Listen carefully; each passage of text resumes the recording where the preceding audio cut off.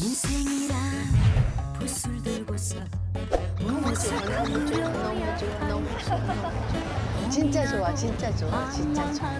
이게 힐링이야. 없다면 거짓말이지. 말해 뭐해 쏜 화살처럼 사랑도 지나갔지만 그 추억.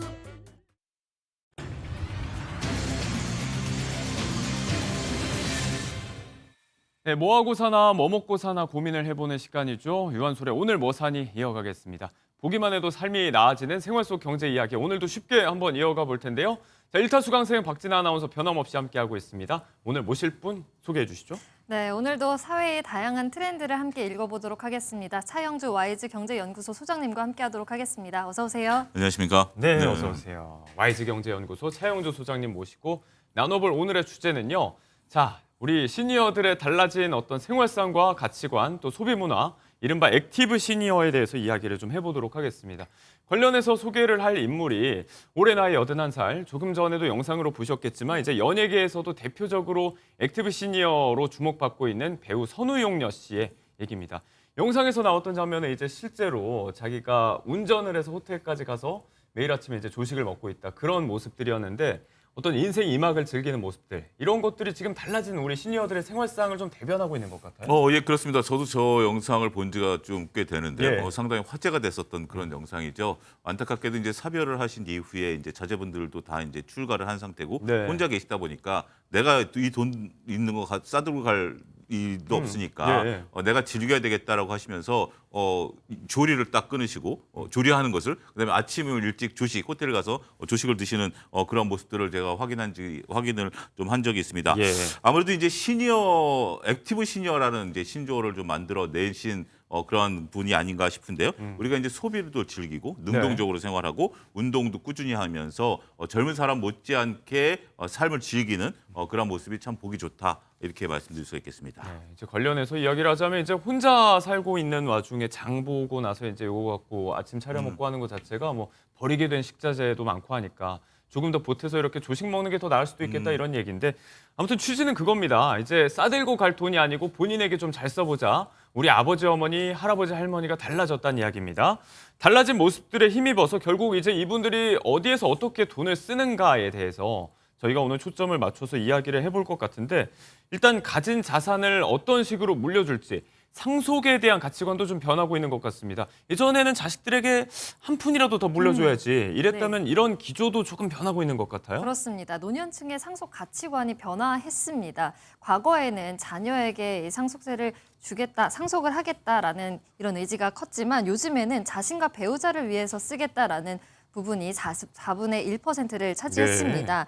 물론 자녀에게 골고루 상속을 하겠다라는 부분에 있어서는 51.4% 절반이 넘는 수준을 나타내고 있습니다. 네. 하지만 2008년 9%에 그쳤던 이렇게 자신과 배우자를 위해서 쓰겠다라는 퍼센테이지가 15년 만에 20%대를 넘어서 24.2%를 기록을 했습니다. 네. 스스로 노인이라고 생각하는 기준 또한 71.6세로 꽤나 높은 층에 속합니다. 노년기가 길어지고 있고 이 노년에 대한 인식이 점차 달라지고 있는 만큼 상속보다는 웰다잉, 건강하게 지내겠다, 활기찬 노년을 추구하고 싶다라는 의지가 담긴 거라고 볼 수 있을 것 같습니다. 네, 그러니까 이제 자식들에게 다 물려주자는 분들이 뭐 아직도 많이 계시긴 하지만 나와 배우자를 위해서 쓰겠다라고 답한 비율이 좀 유의미하게 늘어났다라는 부분. 사실 기존 고령층 분들의 인식이 변한 것도 있겠지만 이게 베이비 부머 세대라고 하는 이전 세대와는 좀 결이 다른 분들이 새롭게 좀 유입된 측면도 분명히 있을 것 같습니다. 자, 이분들의 가치관이 변하고 여기에 따라서 달라지는 것들, 관련 산업이 함께 성장을 하고 있다는 이야기로 좀 넘어가 보도록 하겠습니다. 예전에는 이제 시니어 산업이라고 하면 주로 요양 돌봄 쪽에 방점이 찍혔었는데 요즘 이제 현재의 삶을 잘 즐기는 쪽으로 이것도 진화하고 있다는 얘기입니다. 관련해서 소개할 것 중에 하나가 중장년층 소개팅 주선 업체들이 그렇게 성업 중이라면서요? 예, 저도 깜짝 놀랐습니다. 네. 그리고 또 이제 깜짝 놀란 것을 요즘 MZ 세대들께서는 릴레이 미팅을 하신다라고 해요. 그러니까 이제 연령이 좀 드신 분들은 옛날에 미팅이라고 한다라면 이제 서너 명이 모여가지고 네. 이렇게 1대1로 이제 미팅하는 것을 이제 생각을 했었는데, 보통 그런 그림. 예, 근데 요즘 이제 2, 30명이 모여가지고 릴레이 미팅을 하는 겁니다. 그래서 오랜 시간을 하는 게 아니라 서로를 이제 탐색을 하는 거죠. 그게 이제 시니어들에게도 이제 적용이 된다라고 어허, 말씀을 좀 네. 드릴 수가 있겠습니다. 10분마다 파트너를 바꿔가면서 서로 얘기를 하면서 예. 나에게 맞는 분을 이제 찾아간다라는 거죠. 어떤 얘기를 하나 얘기했는데 조금 이제 얘기 주제가 좀 다릅니다. 일단 첫 인사를 나누고요. 두 번째 질문이 연금 있나요? 조금 서글픈 그런 부분들도 있고, 그다음에 자녀 모두 결혼했는지 이런 부분들도 살피고, 예. 그리고 MBTI도 역시 물어보고, 이런 건 또 공통 질문이네요. 예, 이런 것들이 좀 있다라고 말씀드릴 수 있겠습니다. 그러다 보니까 이게 무슨 뭐 나쁜 거 아니냐라고 볼 수 있긴 하겠습니다만, 현실적으로 우리가 이제 싱글이 되신 분들이 50대 분들이 상당히 좀 많은 거예요. 예. 뭐 앞서 언급드렸던 뭐 사별도 있긴 하겠습니다만 이혼도 상당히 많이 늘었다라고 합니다. 특히 이제 60대 남성 이혼 비율이 전체 21% 정도 되다 보니까 네. 싱글이 상당히 좀 많아지고 그럼에도 불구하고 나는 육체적으로나 정신적으로 젊다라고 느끼기 때문에 네. 이런 것들을 이제 보면서 짝을 찾는 데 적극적으로 이제 나서고 있다라는 것입니다. 근데 이제 이것은 우리나라만의 현상은 아니고요. 네. 미국이나 중국 같은 경우도 이러한 것들이 좀 있는데 소위 말해서 데이팅 웹 사업이 상당히 활발해지고 있다랍니다. 우리나라의 시니어 데이팅 웹, 그러니까 웹을 통해서 이제 네. 데이트를 하는 보면 지난해 한 웹 같은 경우 2만 명 가입자였는데 올해 벌써 10만 명으로 1년 사이에 5배가 늘어났다라고 합니다. 특히 이제 이런 것들은 이제 어떻게 보면 음지에서 활동하는 거 아니야라고 생각하실 수 있긴 하겠습니다만, 종로구청이 지난 6월에 우리가 이제 굿라이프 챌린지라고 그래서 구청이 나서서 어떻게 보면 이런 것들도 주선하는 행사를 벌였다라는 것들을 보면 우리가 아무래도 이제 동반자가 있으면 더 젊게 그리고 활발하게 살 수 예. 있다라는 것이 이러한 사회적 문화의 변화로 나타나고 있는 것이 아니겠나 설명드릴 수가 있겠습니다. 이혼율도 높고 이제 결혼에 대한 세간 인식도 좀 달라지고 있다는 부분. 조금 전에 이제 MZ들의 릴레이 미팅 얘기했는데 MZ인 박진 아나운서 본인은 잘 모르시는 것 저는 같아서요. 잘 모르겠습니다. 네, 그런 걸로 하죠. 이렇다 보니까 이 액티브 시니어가 새로운 소비 권력층으로 떠오르고 있다 이런 말도 있더라고요. 저희 프레스룸에서 이제 MZ 세대들의 소비 생태에 대해서는 많이 다뤄봤는데 시니어 세대는 어떻게 소비 행태가 이루어지고 있죠? 우리가 이제 65세 인구가 1,000만 명 시대를 지금 앞두고 있는 상태입니다. 그렇기 때문에 앞서 이제 액티브 시니어라는 단어를 썼는데 이런 분들을 우리가 그랜드 제너레이션, GG 세대라고 이제 또 칭하기도 합니다. 네. 대략 한 55세에서부터 74세까지 GG 세대라고 하는데요. 이런 분들의 특징을 몇 가지로 살펴보면 총 한 4가지 정도 될 것 같습니다. 네. 첫 번째 특징은 나는 시니어가 아니다라고 생각을 하는 겁니다. 그러니까 이제 두 분도 나이를 좀 먹어보면 어르신들이 그렇잖아요. 나는 정말 생각은 젊은 생각인데 생각은 네. 안 변했는데 육체가 변했다라고 하는 거니까 몸이 가끔 말을 안 듣는다 하더라도 내가 나이 먹었다라는 생각을 안 하신다라는 것이 공통적이다라는 것이고 10년은 젊어 보인다. 이 말 참 어르신들이 좋아하실 것 네. 같아요. 10년을 젊게 살아가려고 하는 경향들이 있다라고 말씀을 나이는 드릴 수가 숫자에 있겠고, 불과하다. 예, 그러기 위해서는 결국 건강이 곧 자산이다라는 인식을 통해서 적극적인 자기 관리를 합니다. 저도 이제 나이를 먹어가는데 빨리 살을 빼야 될 텐데요. 이것도 이제 자기 관리의 하나의 일환이 된다라는 것들이죠. 네. 나이를 먹었다, 연세가 드셨다라고 해서 이게 그냥 뭐 방치했다라기보다는 정말 젊은이의 몸매를 유지하고 이런 분들 보면 상당히 열심히 삶을 즐기신다라는 느낌을 받게 된다라는 거죠. 네. 세 번째는 디지털 문맹. 그것은 노우다라는 거죠. 네네. 뭐 아직까지 뭐 디지털이 좀 나서신 분들도 있긴 하겠습니다만 이게 55세부터 출발하는 거 아니겠습니까? 그렇죠. 그렇다 보니까 디지털 문맹에 대한 것들이 상당히 많이 완화돼 있고 유튜브라든지 SNS 사용률이 급증하고 있고 온라인 쇼핑 이런 네. 것들도 예. 늘어나고 있다라고 봐야 되겠습니다. 마지막으로 네. 자립심입니다. 내 노후는 내가 책임진다라는 생각으로 앞서 이제 상속계 관련된 부분들도 많이 생각들이 변하기 때문에 어떻게 보면 낀 세대 우리가 좀 그렇게 보는 부분들도 있긴 하겠습니다만 그런 것들을 탈피하려는 노력들이 보이고 있다라고 봐야 되겠죠. 조금 전에 이제 베이비 부머 세대 얘기를 했지만 저희 실질적으로 부모님 세대들이신데 보시면 그쵸. 뭐 OTT도 굉장히 잘 쓰시고 맞아요. 디지털 금융은 뭐 30대보다 더 많이 쓰고 있다는 통계도 나오고 있고 이분들의 높아진 디지털 친숙도 이런 것도 이제 연관지어서 생각을 해볼 수가 있을 것 같습니다. 자, 이 GZ 세대, 골든이 아니라 이제 그랜드 제너레이션이죠. 이 GZ 세대가 지갑을 여는 곳 어디에서 돈을 쓰는가? 이런 이야기를 좀 해볼 텐데 전통적으로는 백화점이나 대형마트 같은 오프라인 매장이 있고 또 이제 방송 판매, TV 홈쇼핑도 굉장히 많이 이용을 해오셨을 것 같습니다. 이런 패턴도 좀 다변화되고 있는 것 같아요? 그렇습니다. 앞서 언급드렸다시피 자산도 좀 있고 그다음에 직접 디지털을 이용하다 보니까 여러 가지로 이제 직접적으로 하시는 거죠. 부부가 이제 놀러 가기 위해서 SRT를 직접 예매를 한다라든지 네. 아니면 친구들하고 이제 갈 클래식 공연을 예매한다라든지 아니면 직접적으로 내가 이제 동호회에 참석을 해서 우리 어디 갈까 서로 상의하고 하는 것들을 네. SNS를 통해서 이루어진다라고 말씀드릴 수가 있겠습니다. 일단 그 신한카드에서 나온 그 빅데이터 연구소를 보게 된다면 60세 이상 자사 고객 중에 이용 금액이 상위 20%를 액티브 시니어로 이제 부르고 있는데요. 이분들의 이제 소비 패턴을 보면 온라인 쇼핑이라든지 헬스 앤 뷰티 그런 부분들도 많이 쓰고 있지만 또 저가 생활용품 숍도 상당히 많이 사용하신다라고 해요. 그래서 예. 온라인을 많이 이용하고 있는데 액티브 시니어들의 이제 외모 관리 쪽만 보더라도 미용실 이용 건수가 2년 사이에 27%, 성형외과, 피부과 저도 이제 피부과 요즘 다니고 있는데 네. 그러세요? 20%, 피부 관리 18% 이런 데에 각각 증가했다라고 좀 말씀드릴 수가 있겠습니다.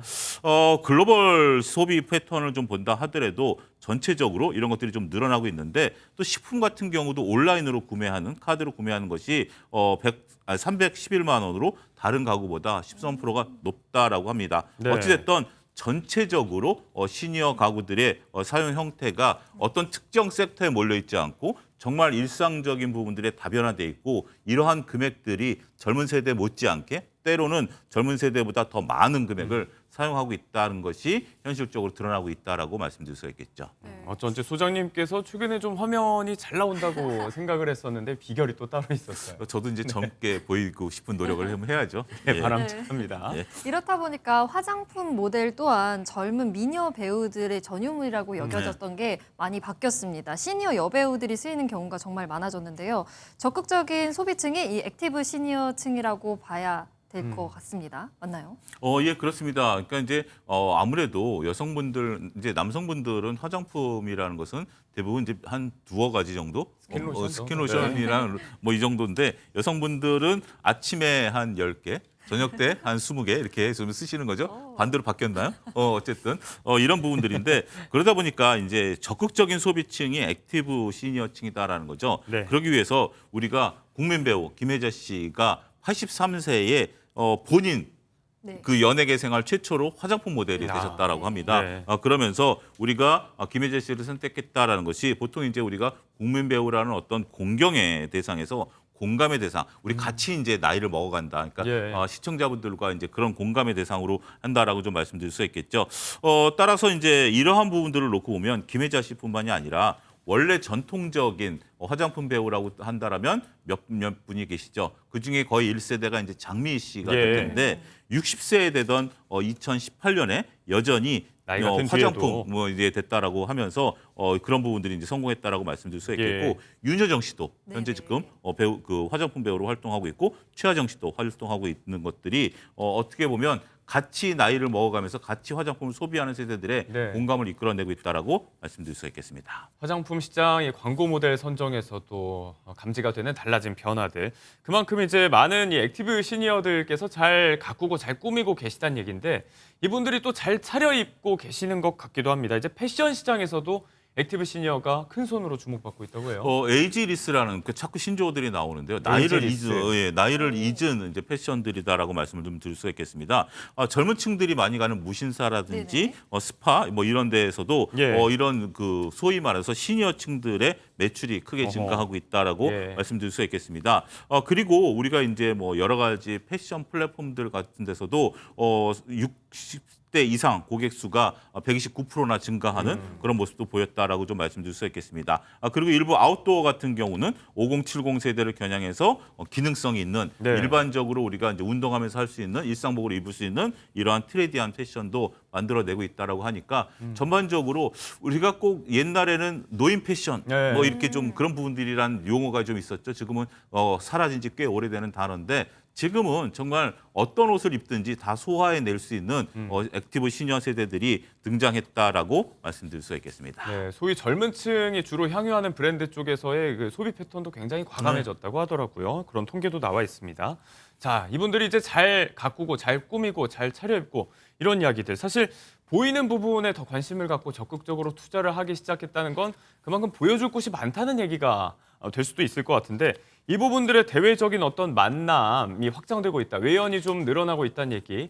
이제는 경로당에서의 모임 추구 이런 건 진짜 옛말이 되는 것 같고 네. 새롭게 뜨고 있는 곳이 있다고요? 그렇습니다. 우리 유명한 야채 이름을 가진 중고거래 플랫폼 있잖아요. 예. 이게 특징이 지역 기반으로 해서 커뮤니티가 형성이 된다라는 특징을 갖고 있는데 네. 그래서 그런지 액티브 시니어 모임의 장으로 새롭게 떠오르고 어허. 있습니다. 근 5년간 100만 명이 넘는 시니어 이용자들이 생겼다고 하는데요. 50대 이용자가 51%, 예. 60대 이용자가 23%를 차지했습니다.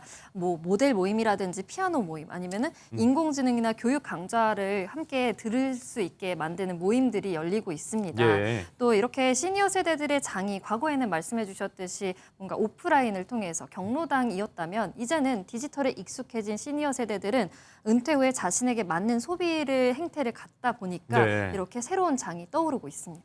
우리 동네 모임이라는 건 이제 그만큼 또 가까운 곳에 계시다는 거잖아요. 네. 그래서 이런 온라인 플랫폼에서 활성화된 커뮤니티를 통해서 또 실제 오프라인 만남으로 이어지는 경우도 많은 것 같고 자 어디에서 이분들이 모이시는지 얘기를 해봤는데 만나면 뭘 하고 시간을 보내시는지도 궁금합니다. 조금 전에는 이제 경로당 얘기했지만 그 좁은 공간에서는 사실 화투 치시는 모습 이런 게 가장 세간에 많이 알려졌었잖아요.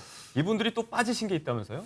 예, 그렇습니다. 요즘 젊은 세대들이 빠진 게 있죠. 러닝크루, 달리기, 모여서 달리는 거. 예. 그다음에 노년층들이 빠지신 게 있는 게 바로 파크 골프입니다. 파크 골프. 예, 파크 골프인데 어떻게 보면 진아 아나운서 같은 경우 반색하시네요. 딱 하는 이제 폼이 골프 치는 폼이 잡혀 있는데 파크 골프는 이렇게 휘두르는 게 아닙니다. 파크 골프는 이렇게 휘두르는 겁니다. 예.